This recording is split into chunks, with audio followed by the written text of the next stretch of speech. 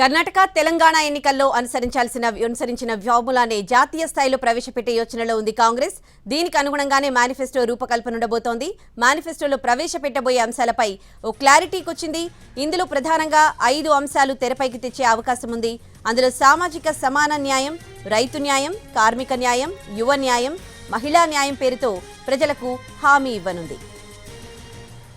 సామాజిక సమాన న్యాయంలో కులగణన, రిజర్వేషన్ల పరిమితిని తీసివేయడం, ఎస్సీ ఎస్టీ సబ్ ప్లాన్ పై హామీలు ఇవ్వనుంది.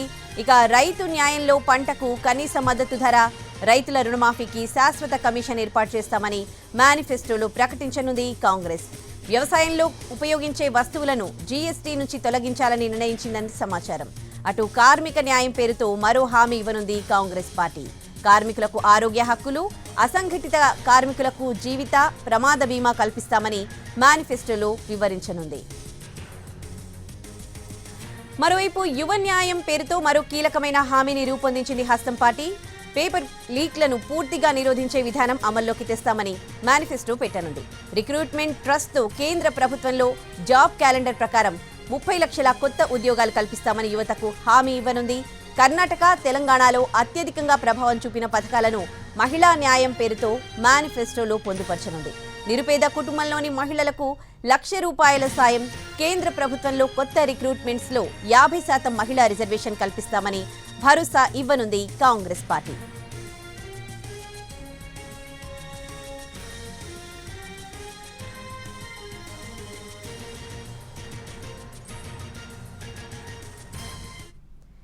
కాంగ్రెస్ మేనిఫెస్టో సిద్ధమైంది. రేపు మేనిఫెస్టోను విడుదల చేయబోతున్నట్లుగా తెలుస్తోంది. పూర్తి డీటెయిల్స్ గాంధీ భవన్ నుంచి మా ప్రతినిధి చారి అందిస్తారు. చారి, అప్డేట్స్ ఏంటి? కాంగ్రెస్ పార్టీ మేనిఫెస్టో ఇప్పటికే రెడీ అయింది. పంచ న్యాయాల పేరుతోటి ఈ మేనిఫెస్టోని విడుదల చేయబోతుంది రేపు ఏఐసిసి. అయితే ఈ మేనిఫెస్టో సాధారణంగా మేనిఫెస్టో విడుదల చేసిన తర్వాత తెలంగాణ వేదికగా జాతీయ వ్యాప్తంగా ఈ మేనిఫెస్టో అలాగే సభ నిర్వహించి ఆ సభ ద్వారా జనంలోకి వెళ్ళాలనేటువంటి ఆలోచనతో కాంగ్రెస్ నాయకత్వం ఉంది. దాంట్లో భాగంగానే పంచన్యాయాలకు సంబంధించినటువంటి మేనిఫెస్టోని రేపు విడుదల చేయబోతుంది. తుక్కుగూడలో ఏర్పాటు చేసినటువంటి సభలో ఈ మేనిఫెస్టోను తెలుగులో విడుదల చేయబోతున్నారు. మొదటిసారిగా దీనికి సంబంధించినటువంటి ఏర్పాట్లన్నింటినీ కూడా రాష్ట్ర నాయకత్వం, అటు సీఎం రేవంత్ రెడ్డి, ఇటు పార్టీ ముఖ్య నాయకత్వం అంతా కూడా చేస్తుంది. అయితే ఈ మేనిఫెస్టోని కనుక మనం చూస్తే కర్ణాటక, తెలంగాణ ఈ 2 రాష్ట్రాల్లో కాంగ్రెస్ పార్టీ అనుసరించినటువంటి వ్యూహాలని అనుగుణంగానే ఈ మేనిఫెస్టోని రూపొందించింది. 5 హామీలకు సంబంధించి కర్ణాటకలో 5 హామీలను ఇచ్చింది, తెలంగాణలో 6 గ్యారంటీలని ఇచ్చి జనంలోకి వెళ్ళింది. ఈ 2 రాష్ట్రాల్లో కూడా కాంగ్రెస్ పార్టీ సక్సెస్ అయింది, అధికారంలోకి వచ్చింది.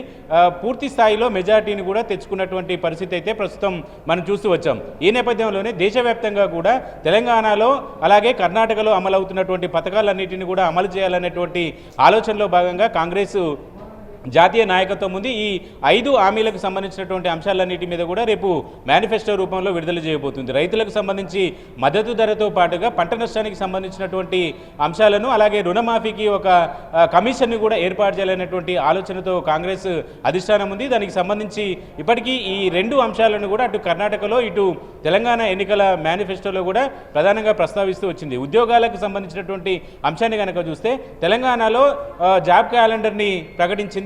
కానీ కాంగ్రెస్ హైకమాండ్ చేస్తున్నటువంటి మేనిఫెస్టోలో ఉద్యోగాల కల్పనకు సంబంధించి ఒక ట్రస్ట్ని ఏర్పాటు చేయాలనేటువంటి ఆలోచనతో కాంగ్రెస్ హైకమాండ్ ఉంది. అలాగే మహిళలకు సంబంధించినటువంటి అంశాలన్నింటినీ కూడా అటెండ్ చేయాలనేటువంటి ఆలోచన కర్ణాటక, తెలంగాణ ఎన్నికల ఫలితాలను చూసిన తర్వాత కాంగ్రెస్ పార్టీ ఆలోచిస్తుంది. కేంద్ర, రాష్ట్ర ప్రభుత్వాలకు సంబంధించినటువంటి అంశాల అన్నిటిలో కూడా పూర్తి స్థాయిలో రిజర్వేషన్ని అమలు చేయాలనేటువంటి ఆలోచనకు సంబంధించినటువంటి అంశాలని కూడా దీంట్లో ప్రస్తావించింది. అలాగే బీసీలకు సంబంధించి మేమెంతో మా వాటా అంతా అనేటువంటి డిమాండ్ని పదే రాహుల్ గాంధీ స్పష్టం చేసినటువంటి నేపథ్యంలో సామాజిక సమీకరణాలన్నింటినీ దృష్టిలో పెట్టుకొని బీసీ కులగణన, అంటే ఈ బీసీ కులగణన పేరుకు చెప్తున్నప్పటికీ ఏ కులం ఎంత జనాభా ఉంది ఆ జనాభా ప్రకారమే నిధుల కేటాయింపు, అధికారంలో వాటా, ఇలాంటి అంశాలన్నింటినీ కూడా కాంగ్రెస్ పార్టీ తెర మీదకి తీసుకొస్తుంది. చాలా రోజుల నుంచి రాహుల్ గాంధీ జోడో యాత్రలో కావచ్చు, న్యాయ యాత్రలో కావచ్చు, ఇలాంటి అంశాలన్నింటినీ కూడా కాంగ్రెస్ ప్రధానంగా ప్రస్తావిస్తూ వస్తుంది.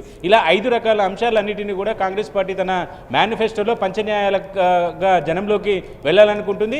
5 గ్యారంటీలతో కడపలో, కర్నూలులో, కర్ణాటకలో, నెక్స్ట్ ప్రస్తుతం తెలంగాణలో కూడా ఈ గ్యారంటీలని అమలు చేస్తున్నటువంటి నేపథ్యంలో వాటినే ఆదర్శంగా తీసుకోవాలని అధిష్టానం భావించింది. అందుకు అనుగుణంగానే మేనిఫెస్టోని రూపొందించింది.